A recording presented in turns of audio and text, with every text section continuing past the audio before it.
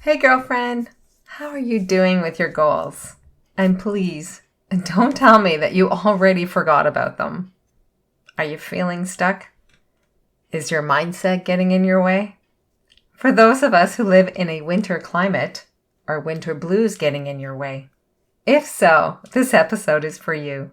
I reference Zig Ziglar, a motivational author, and his thoughts on why some of us don't have goals in place for living our life. Come on in, girlfriend. It's time to get out of our way and get going on those goals. Hey, girlfriend. Welcome to the Choose Happy with Marie show. Do you want to connect back to yourself and what you really want for your life? Do you find yourself up late at night wishing you could just stop that never-ending cycle of people-pleasing? Do you wake up with plans for the day, but you struggle to follow through to complete them? Hi, I'm Marie. I too felt overwhelmed on the hamster wheel called life.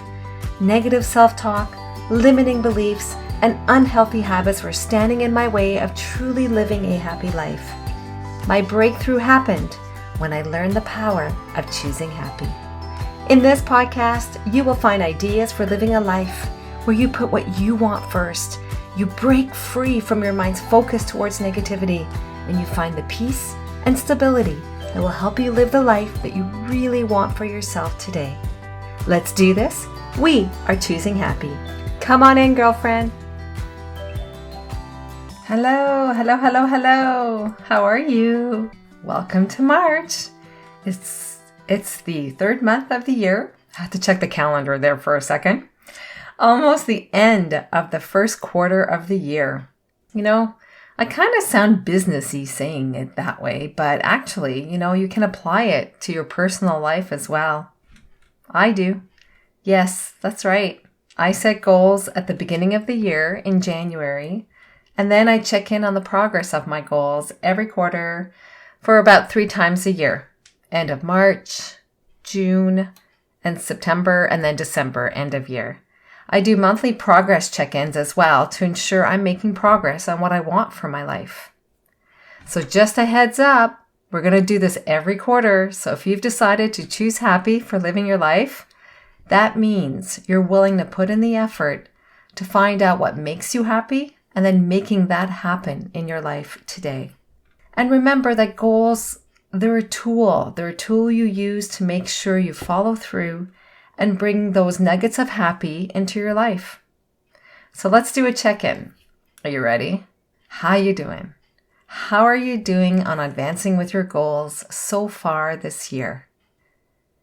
And don't tell me that you've already forgotten the goals you set up for yourself at the beginning of the year. Okay? Tell me you wrote it down somewhere. You may have to dig that up. How you doing? Are you making progress? Or are you feeling unmotivated? And it's okay if you didn't set goals, but I think you should. It helps with choosing happy for living your life. When I mention the word goal, how does it make you feel? Does it make you feel negative? Does it trigger memories of having identified goals in the past and you didn't achieve them and now you think I can't achieve goals? Or does it make you feel positive, give you hope? How you answer this question actually determines if you'll achieve your goals or not. I did a bit of research because I wanted to better understand why some people don't do goals. I do, but not everybody does. Actually, it's like a huge percentage of the population that doesn't do goals. And I think you've heard of that acronym, creating SMART goals: specific, measurable, achievable, realistic, and timely, I believe are the 5 spellings of that acronym. And so Zig Ziglar, according to him, there are 4 reasons why people don't set goals. The first one is fear. He says, as children, many of us have been conditioned to doubt our ability to accomplish what we set our mind to. We're told no to doing new things, or we're told you can't do that. So trying new things becomes something that we become afraid to do. Our inner self-talk becomes dominated by this negativity, and it feels real. So real that it can stop us in our tracks. We won't set the goal because we don't believe we can attain it. Number 2, poor self-image. The second reason why we don't set goals is that we have a poor self-image of ourselves. And that often happens because of negative self-talk. We cannot see ourselves succeeding in what we want for our life. We'll say things like, oh, that's not for me. And third, no buy-in. The third reason that he says is that those who don't use goals, they don't believe in the power of them. And maybe you've had a negative experience with them. Maybe you didn't achieve a goal that you set for yourself in the past. And by the way, there could be many reasons why you couldn't achieve that goal. Maybe it was unrealistic. Maybe it wasn't specific enough, following that SMART acronym. There could be many reasons. It doesn't mean that you're a failure. It just means that goal maybe wasn't specific enough or realistic. Without goals, I'm a big believer of goals. So you're listening to somebody who really believes in goals, and goals have been really key to me choosing happy in my life, for me to just focus my efforts on what really matters to me.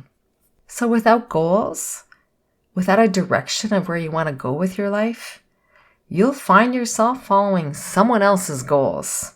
Remember people-pleasing that I mentioned in the previous episode?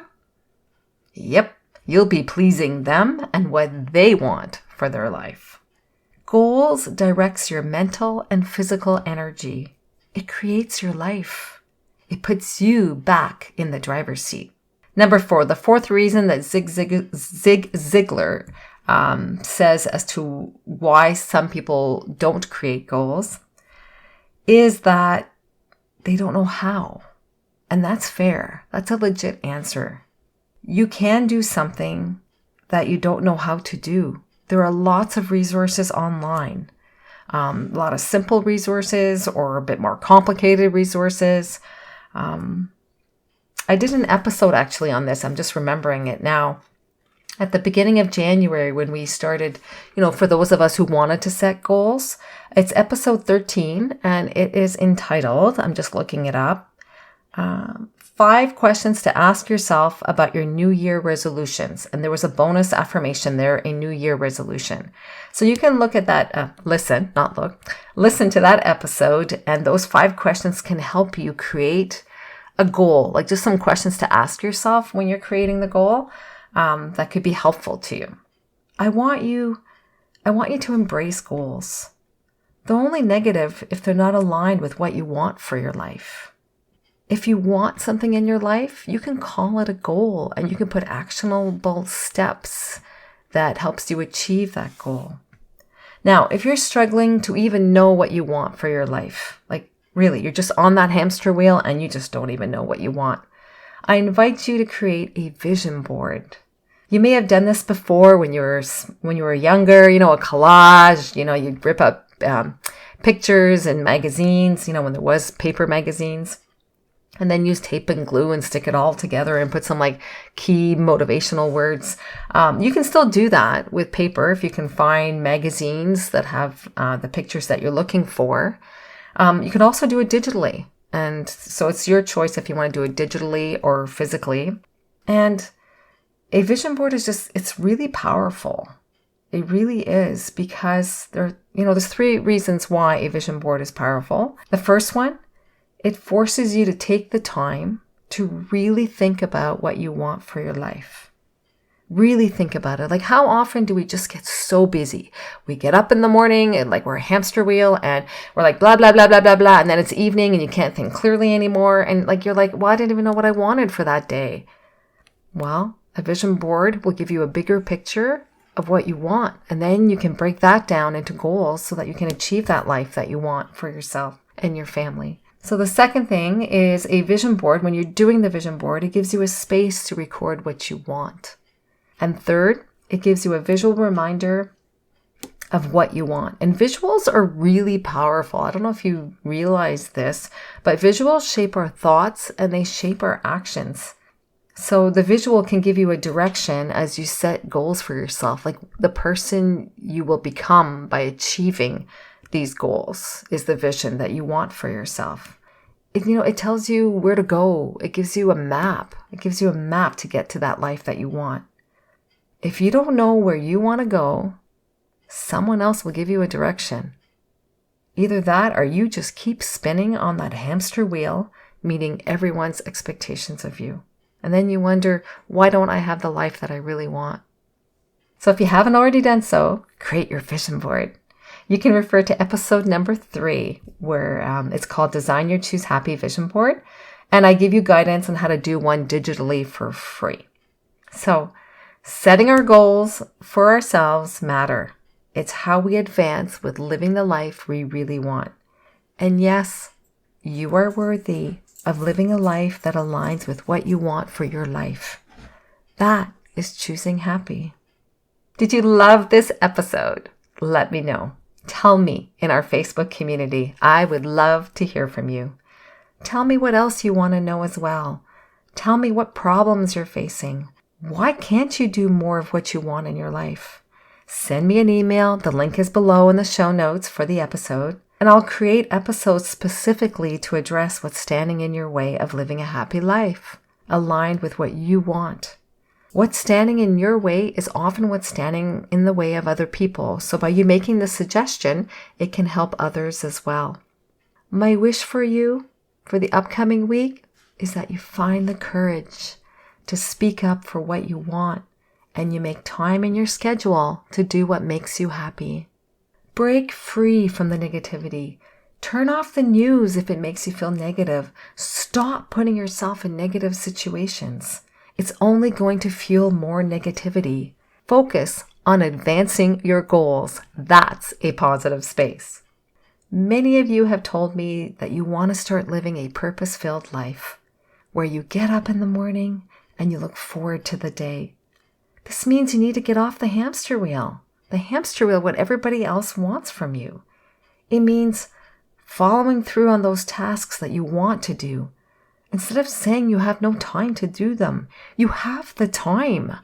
I know you think you don't have the time, but you do. But, you get to choose how you spend your time outside of work, of course, right? So, yeah, you have to say no. And it may feel awkward at first to say no to our loved ones who constantly ask us for things. But if we don't say no to them, then we are saying no to ourselves. Can you this week choose to advance something that you really want in your life? That means finding the time and following through, stopping the excuses. Make what you want happen. Before I leave you, I love to share quotes. This one is from Michael Jordan, and it goes like this. Some people want it to happen. Some wish it would happen. And others make it happen. Which person do you want to be this week? Have a great week choosing happy. See you in the Facebook group. If this episode inspired you to choose happy today, I invite you to share it with other girlfriends you know. They can access it through their podcast app. I'd also encourage you to leave a review for the show at Apple Podcasts to encourage more girlfriends to start living their lives the Choose Happy way. If you're looking for more, I invite you to come join us in the Choose Happy with Marie Facebook group, where I drop by several times a week with inspiring posts related to the episode. You can find the link in my show's notes. And finally, don't forget that you can purchase your very own Choose Happy affirmation card deck on my website at www.choosehappywithmarie.com. Have a great day, and remember, choose happy.